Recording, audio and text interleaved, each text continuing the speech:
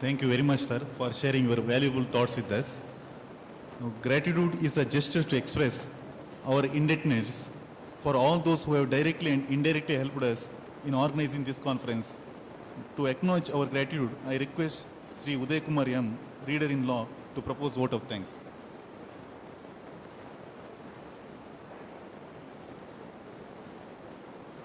All the dignitaries on the dais and off the dais, I express my deep sense of gratitude to Padma Bhushan Dr. Virendra Hegde ji for presiding over the function in spite of his tight and busy schedules. He is a person who has practically shown to the entire world that love is God. Where love is, there God certainly is. Love more and more people. Love them more and more intensely. Transform the love into service and transform the service into worship. Thank you, sir, very much. I also express my heartfelt thanks to Honorable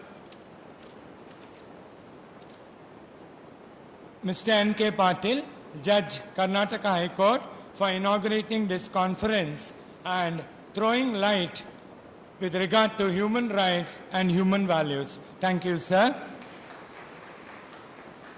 My special thanks goes to Honorable Shri H.K. Patil, Leader of Opposition, for his keynote address and for reminding us that the farmer's suicide, which has to be taken into consideration very much, and the child labor, plus the shameful act where the father itself sends the daughter, 8% of them, and husband sends his wife, 15% of them, for prostitution, a grave violation of human rights. Thank you, sir, for throwing light on all these things.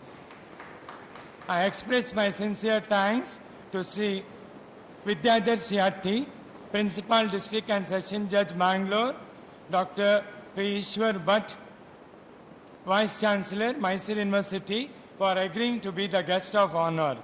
I express my heartfelt thanks to our beloved principal, who is always so active and pleasant, always who looks as if he is 30, and by his work, he shows that he is only 20. Thank you, sir, for your very dynamic and thought-provoking conferences. I express my heartfelt thanks to all the presiding officers of various courts, the advocates present, the President and Secretary of the Bangalore Bar Association, principals and staff of STM BBM for your valuable presence, sir.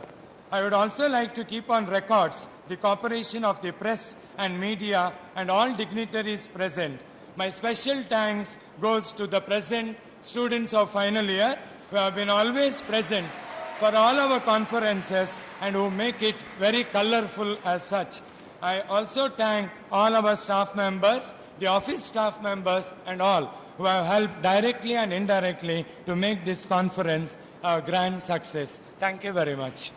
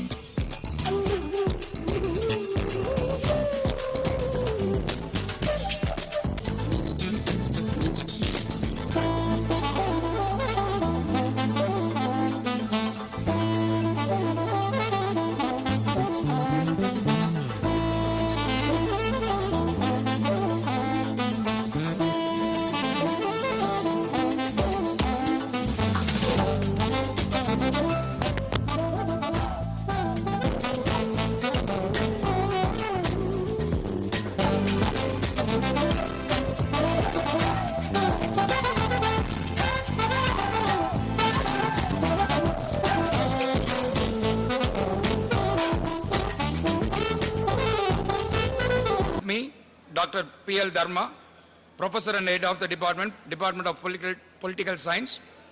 He will be speaking on human rights and democracy. And I have Professor C.S. Patil, Principal, University Law College, Dharwad, and he will be speaking on social justice and human rights. Then we have Senior Professor Dr. M.D. Krishna, and he is from Department of Studies in Law, Mysore University, and he will be speaking on need for human rights coming in education. Then we have students representatives also, and it is Manu Sharma and Veena. They will be speaking a joint paper on prisoners' right, and lastly we have Nishita speaking on euthanasia as a human right or whatsoever. So we have 6 speakers. My humble request to the speakers is that each speaker will be given only 10 minutes. So I have been asked to wind it up by 1:50 or so. So I'll be hardly having an hour and 10 minutes. So if you could finish it within 1 hour, we can have 15 minutes or so for the discussion.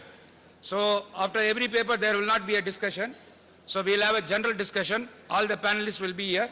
So in the last 15 minutes, we will discuss it together. And I request the students to come to the front because it is for the students' benefit. Those who are not settled here, please, you can occupy the front chairs. Please, you can come forward. So those who are, these front chairs are empty, vacant, you can come here. And again, with the request to all the speakers, please restrict yourself within the 10 minutes. If you want, I can give you a reminder at the end of 8 minutes, and within 2 minutes you have to wind up. I have been asked to be very tough because I don't want to violate anybody's human rights with respect to food or lunch. So I have been asked to be very tough. So I'll be carrying out my duty meticulously. I have to do it. So with these few words, I'll be doing my job as a chairman later. I don't want to stand between the presenters and the participants. May I have the pleasure of inviting Dr. P.L. Dharma, Professor and Head, Department of Political Science, to present his views on human rights and democracy. Thank you. Thank you, Mr. Chairman. My dear young friends, I will be speaking to you only few things for, I believe my time starts now. Chairman? Just have a recollect of the inauguration that we have just had. Chief Justice, Honorable Justice from Bangalore High Court, asked us to follow Dharma. He was sitting next to him. There was an assistant, even opening a bottle of cap of the bottle, offering him a water, receiving it, closing it, and then holding himself. A justice whom we look for being an ideal, model, also in his gestures says and then exhibits, demonstrates that there is a right for somebody, and then those rights have no place in the larger framework of human rights, but is a person standing almost 89 minutes with little bit of moving here and there, attending whenever justice wanted him to be there. There are two characters where two rights are expressed, exposed to the youngsters here, and they were in turn asked to follow Dharma.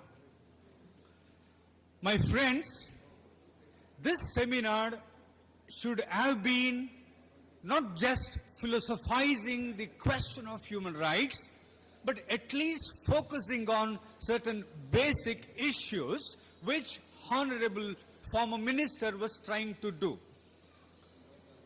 I was in fact disturbed the whole issue. It disturbed me the way exactly Honorable Speaker spoke, and then also, in a way gestured themselves, particularly with the Honorable Justice. It's not a comment. Hegdeji later spoke, look, this is an attitude. This is an attitude. I'm asked to speak on democracy and human rights. I don't think that I will be able to bring in both democracy and then human rights, juxtapose them, characterize them, but I have only one thing to say and then stop before chairman reminding me. All my speakers in the panel, I believe till tomorrow, would be able to convince you that human rights as a universal framework. It has a universal meaning. It has universal applicability. And therefore, every nook and corner in the world, you go, you travel, human rights means the same. Just opposed to this, deal with democracy that we experimented in India from the day one. I don't think that, like human rights, democracy in India carried a universal meaning. It carried a universal characteristic. It carried a universal applicability. It became so plural in India. It became so, what we call, multiple expressions in itself. And that's one of the reasons why, when we speak on the stages of human rights, we are what exactly called the people who commit basic mistakes. I'm telling you, because I'm a teacher in political science department, we do not therefore bring in these relationships and somewhere blame, look, there is a Atmahatya, that there is a farmer's suicide, that there is Devadasi, that there is poverty, that there are people suffering without food. And then we make all these wordings without even understanding the crux of Indian democracy, within which all of us have been trying to locate human rights. My friends, my paper was basically theorizing democracy and human rights. I just, titled it saying, this is a comment from the subaltern desk. Now, what is the comment from subaltern desk? Very simple, that the kind of democracy that we experimented for the more than 5 decades in India doesn't have space for human rights. Like Dr. Ishwar Bhatt spoke in the beginning, now the very idea of human rights that was designed and focused, and then later that was utilized by a country like America to impose on certain restrictions. Human rights never became the value with which multinational corporations traveled through the world. Human rights became an instrument to control India, saying, in case India needs money, in case India needs economic assistance, financial assistance, see that your human rights record is at the top. That you maintain the peace and order in Jammu and Kashmir, that you look after Northeast properly, that they see that the communal violence in Karnataka is set right properly, so that your record on human rights is more and more fascinating. Then America is there to sanction you X, Y, Z, whatever facilities that you want. I want all youngsters, all students here to just suspect this agenda saying that human rights violation taking place here. Look at the way Dharmadhikari spoke here, saying that every program, 4 lakhs plus family, has what is exactly called justice. 4 lakhs family have what is called brought under the human rights. I just therefore request all the youngsters here, because you have big business to do, My concern is in my paper is very simple, my friends. Why we speak in India about what is called human rights, this doesn't have space as far as India is concerned. Look at the way how we did it. Look at the way how we have been practicing it. India's politics has always been winning game, particularly with regard to power. Ultimately, democracy nurtured something what is called state to come to the center stage of human life. I'm really worried about these kind of concerns that are being always, taken for debate. State became so important in India. Without state, with a little exception to Hegdeji, without state, You spoke 70% of the people. These 70% of the people would not have been taken care in India. Make sure state did a great deal of things as far as those 70% of the people who are at least now can breathe. Bring in the arguments of human rights in India. What have you been talking about? You have been saying, look, state in India, state only in India has been the biggest violator of human rights. I'm asking you, India, a particularly state in India, has been helping poor, particularly poor students, poor people, and those people whom you have been addressing over the stage in the morning have been helped by the state. And most of your arguments, your hint is that the state violates human rights. This contradiction, this kind of contradiction is to be taken for seriously, taken for debate more seriously, because we ourselves are contributing to serious problem. I would rather believe that most of the institutions in Dakshina Kannada offering what is called quality education is, I don't think that doing justice to neither the education nor the students who needs education. If you have money and if you have only money, then you pay money and get the education. I believe state through its own small primary schools, colleges, go to some of their colleges here in Bangalore, you can see where exactly the real representation of India is seen. I'm now saying, I'm now putting across a small, apprehension in you. Why do we simply say that there is a gross violation of human rights in India? Why do we simply say, en masse, you go and impose human rights on the people here, as long as you don't make this distinction? The Honorable Minister, he was also the Minister of Parliamentary Affairs. I still remember, I understand what Parliamentary Affairs Minister can do, who could have legislated more authoritatively some restrictions that would have taken care of certain institutions here. 2 minutes left, and I stop. I'm extremely sorry. Please, let us not fight on human rights. Let's fight on the messages that are given to us. The messages that are given to us. I believe once we understand this kind of message, we will be able to understand the trap which also a big country like America is playing in the name of human rights. Very recently, Government of India got a big share of money, and one of the criteria why American government or why the multinational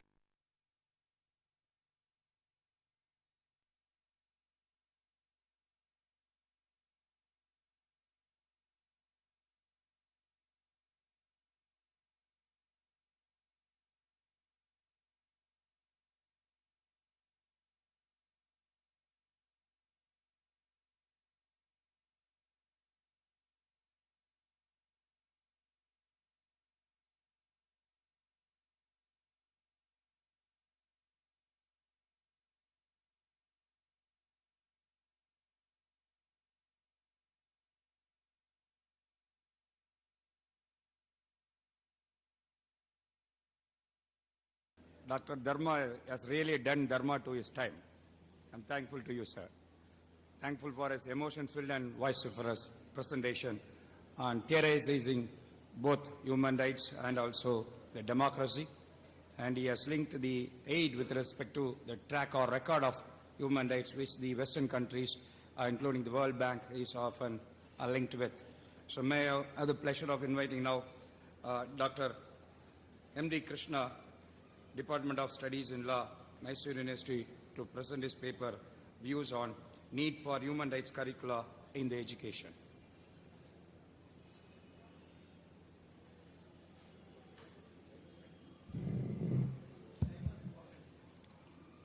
Respected Chairman of the session and my co-presenters and student friends.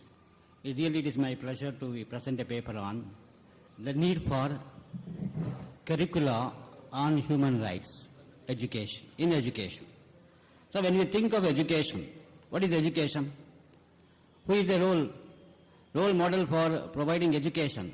Now there we find that it is a teacher of teachers. Education is a teacher of teachers.